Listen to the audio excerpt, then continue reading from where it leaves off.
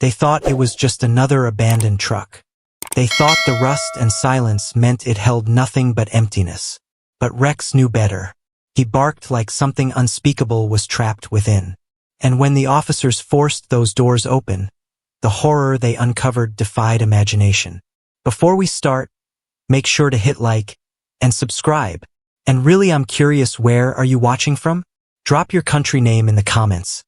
I love seeing how far our stories travel. It was supposed to be a routine sweep, a welfare call logged just after 3 in the afternoon.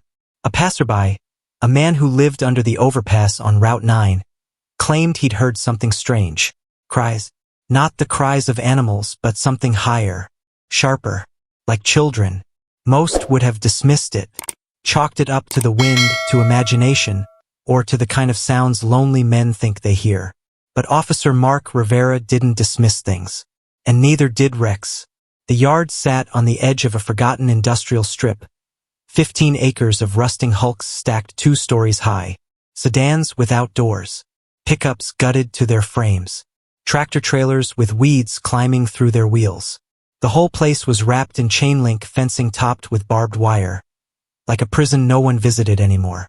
It looked dead. Lifeless. A graveyard for machines long past their use. But as soon as they stepped through the gate, Rex froze. His head tilted. His ears pricked. His muscles tightened like a drawn bow. Something in that yard was alive. And Rex wasn't about to let it stay hidden. Rex's body tensed, every muscle tight as wire. His nose lifted, drawing in the air, then snapped toward the truck. A low growl rumbled in his chest. "Easy, boy," Mark whispered, tightening his grip on the leash. But Rex didn't ease. He pulled forward, claws scraping over gravel, eyes locked on the rusted doors. The officers glanced at each other. "Probably a raccoon," one muttered. "Maybe a stray cat." Mark shook his head. He knew that sound. Rex's growl wasn't curiosity. It was warning. Suddenly, Rex erupted. A sharp, furious bark shattered the silence. Then another, and another. The sound echoed through the junkyard, bouncing off rusted metal like gunshots. "Whoa! Calm him down," one officer said. But Rex wouldn't calm. He lunged at the truck, teeth bared, barking like something inside was fighting to get out. His paws struck the doors again and again, claws screeching against steel. Mark's chest tightened. He had seen his partner alert on explosives, on weapons, on people hiding things they shouldn't. But never like this. Never this desperate. Something was in that truck. And Rex was willing to tear it apart to prove it. Rex's bark hit like a siren, sharp and relentless. He lunged at the truck, leash straining, claws scraping sparks off the rusted steel. "Hold him back," one officer shouted. But Mark's grip was already white-knuckled. Rex wasn't stopping. The truck shook under the force of his paws. The doors rattled, groaning against their hinges. Whatever was inside, Rex wanted it out. "Something's in there," Mark snapped, his voice tight. The officers exchanged uneasy looks. Doubt flickered in their eyes. But the dog's rage drowned it out. He barked so violently the sound cut through the yard like thunder. A metallic thud came from inside the truck. Faint, barely there, but real. Everyone froze. Rex went wild. His body slammed against the doors, his growls turning savage. The chain leash strained, close to snapping. Mark's heart raced. "It's not rats," he muttered. "He's telling us someone's inside." The junkyard seemed to hold its breath. Even the bystanders had gone still, eyes locked on the rusted truck. Mark stepped forward, jaw clenched. "We're opening it," he said, because now there was no doubt. Something alive was trapped inside. The officers moved fast. One gripped the handle while another wedged a crowbar into the seam. Rust groaned under the strain. "Push harder," Mark shouted. With a violent crack, the lock snapped and the doors swung wide. A wave of stench exploded out, thick and rotten. Every man staggered back. Rex lunged forward, barking into the dark interior, his claws scraping the floor, nose driving deeper. Flashlights cut through the shadows. Chains bolted to the walls. Empty cages. Stains smeared across the floor. Dark, fresh, unmistakable. "God help us," an officer muttered. A sudden clang erupted from the far end. The sound echoed like a scream. Rex went wild, hurling himself toward a steel partition at the back, growls vibrating with fury. "Check it," Mark ordered. The crowbar slammed again and again until metal shrieked and peeled open. A beam of light pierced the gap. Something moved. A hand slid into view, thin, trembling. Then another. Fingers curled weakly around the jagged edge. Every officer froze. The horror was no longer a question. Someone was alive inside that truck. The partition tore open with a final scream of metal. Flashlights punched through the gap. What they saw made every man freeze. Dozens of eyes reflected the light. White, terrified. Children huddled together in the dark, their bodies thin, their wrists raw from chains. Some whimpered, others pressed against each other, too weak to cry. "Get them out!"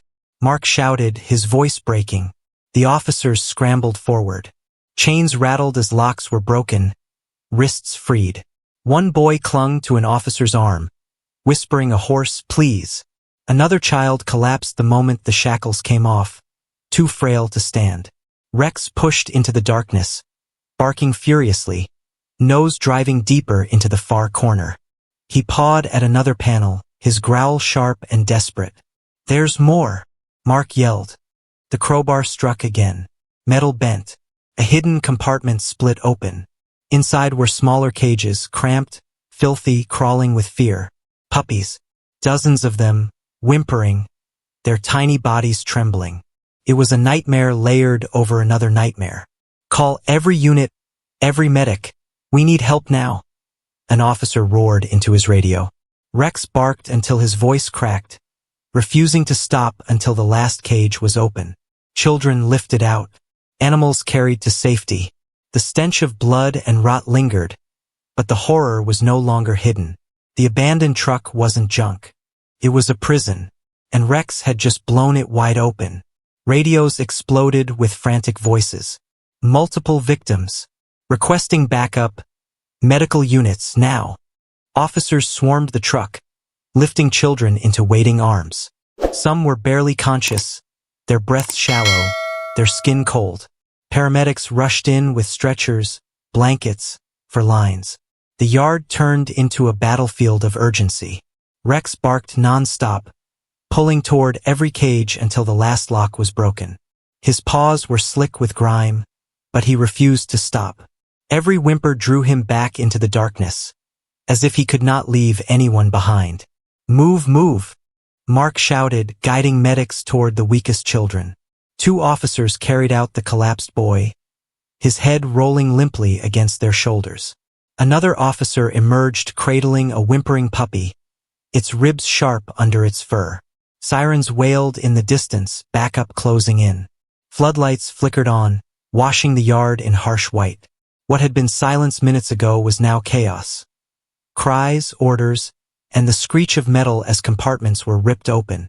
One officer gagged, stumbling back from a blood-stained corner. "This is a slaughterhouse," he muttered. But there was no time for shock. Every second mattered. Every life had to be pulled from that truck before it was too late. Stretchers lined the yard, medics working frantically over tiny bodies. Oxygen masks pressed to pale faces, for lines taped to trembling arms. The sound of crying finally broke the silence. Weak, fragile, but alive. Mark stood nearby, chest heaving. He watched a little girl clutch Rex's fur with trembling fingers. The dog stayed perfectly still, eyes locked on her, as if promising she was safe now. One officer whispered, "If we'd come any later." His voice cracked before he could finish. Another child lifted onto a stretcher opened his eyes just long enough to whisper, "Thank you." The words were faint, but they hit harder than any siren. Rex lowered his head beside the stretcher, tail giving a single slow wag. He had done his job. He had saved them. But the weight of what had been inside that truck would never leave any of them. By nightfall, the yard was sealed off with crime scene tape. Dozens of officers combed through the truck, documenting every chain, every cage, every trace of blood. What began as a welfare call had turned into one of the county's darkest discoveries. Officials later confirmed the truth: an organized trafficking ring using abandoned vehicles to move both children and animals. The truck was their prison, hidden in plain sight. Mark stood beside Rex, exhaustion written on his face. Reporters shouted questions, but his focus was on the dog at his side. "You did this," he whispered, patting Rex's head. "You didn't let them die." For every officer there, the message was clear: instincts save lives. Rex's refusal to back down had changed everything. And in the wreckage of horror, one truth remained: sometimes the bravest hero walks on four legs. The truck was hauled away under armed guard, its secrets laid bare. But as investigators dug deeper, one chilling fact emerged. The plates on that rusted vehicle had been swapped only days before. Someone had planned to move it. Someone was coming back. The thought froze every officer who had been there that night. If Rex hadn't sounded the alarm, those children would have vanished forever. The case didn't end in Callahan's junkyard. It was only the beginning, because somewhere out there, another truck was waiting.